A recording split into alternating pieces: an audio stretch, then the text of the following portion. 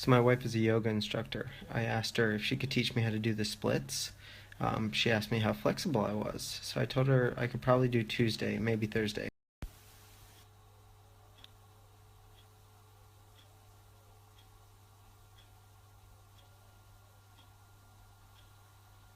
Counter advice number one, you do not need an epic launch in order to have a successful product. Many founders that I have talked to view their startup success or fail based on how their product hunt launch goes.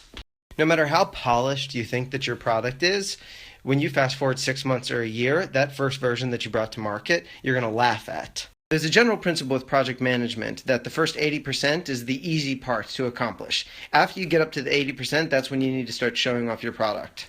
A problem that I've seen time and time again with these big PR-based launches is that the product itself isn't ready to be thrown in front of the whole world. Like Reid Hoffman's approach, which is be embarrassed with your first version. He argues against perfectionism and having a big launch with a finished product.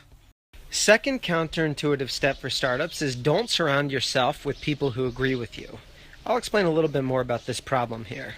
So your knee-jerk reaction might be to only hire people that are yes men, that totally agree with you, that totally see in line with your vision, and they will march to the drum that you beat. Here's the problem. When everybody is drinking the Kool-Aid in your organization, who is going to be the one to raise the flag and be like, guys, what we're doing isn't working? That step is critical.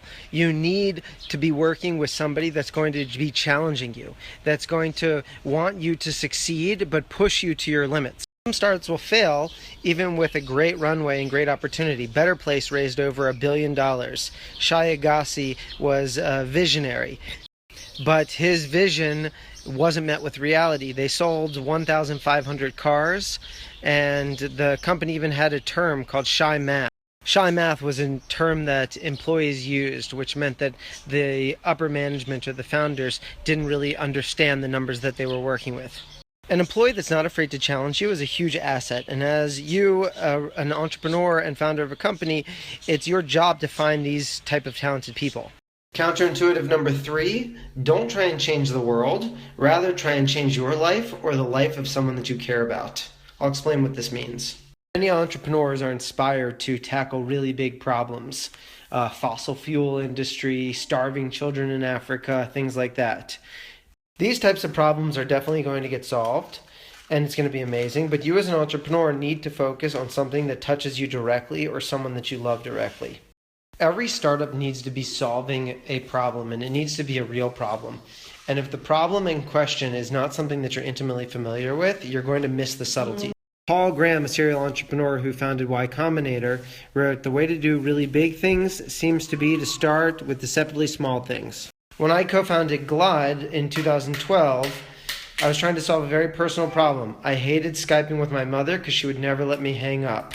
I loved talking to her, but I wanted to be able to have the power of video without the strings attached of a live call. It turns out that this same problem resonated with over 25 million people all over the world. So a problem that's personal might be a lot bigger than you think. But a problem that's not personal, one that you don't deal with, is a problem that you're not going to be able to clearly articulate, refine, or iterate on. So I'm pausing my snapstorm to show you we're learning about how fire consumes oxygen and how lower pressure can create a vacuum. So we're going to light. I'm going to put the cup on the fire, and then it's going to... Makes a vacuum. And then it's going to make a vacuum, and then it's...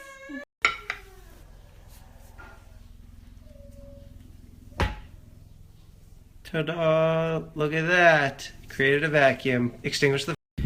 Counterintuitive number four is called Brooks' Law. This comes from the 1975 book by Fred Brooks, The Mythical Man Month. Brooks' Law states that if you have a software project that is late, adding more engineers to it will make it even later. This is very counterintuitive because the nature of managers is to add more staff to a project that is failing behind. But what's the problem is that the biggest cost in any engineering project is the communication between the players involved. And the more people that you have on a project, the slower transfer of information is between all of the people on that project. So what's the call to action here? If you have a software project that is falling behind, you need to change scope, which means dropping features, or you just need to be patient. And regarding my launch strategy comment, as Hillel Fold responded to me in a message, it doesn't hurt, and I agree 100%. It doesn't hurt to have a great launch. All I'm trying to say is that you can't have success with a mediocre product or an unrefined product and a great launch. So don't put too much emphasis in the launch. Fifth counterintuitive tip is that a business with no competition is a business at risk of having limited value. This will come up a lot, especially when you're pitching to investors. People want to see that you have a competitive advantage in a competitive market. It's important for an entrepreneur to feel like what they're doing is new, novel, never been done before, revolutionary. But at the same time, you have to recognize what's the pre-existing itch that you've been scratching. Now think about that itch and think what other products scratch that itch as well, even though if they may not be scratching it the same way that you scratch it. Those people scratching the same itch are your competitors, and it's good to have them. What you need to focus on, how are you scratching that itch 10 times better than they are? A market that has zero competition is a challenging market because it also is one that's unproven that there's money to be made in this market. Number 6, counterintuitive pricing. Free is not necessarily the best price for any product. There was a guy who had an old television set that he wanted to get rid of, so he took the set and he put it out in front of his house, and he put a sign next to it that said free TV. People would walk through the sidewalk past his house, and they'd look at the TV on the curb, they'd read the sign, and they would walk past it and just keep going on their way.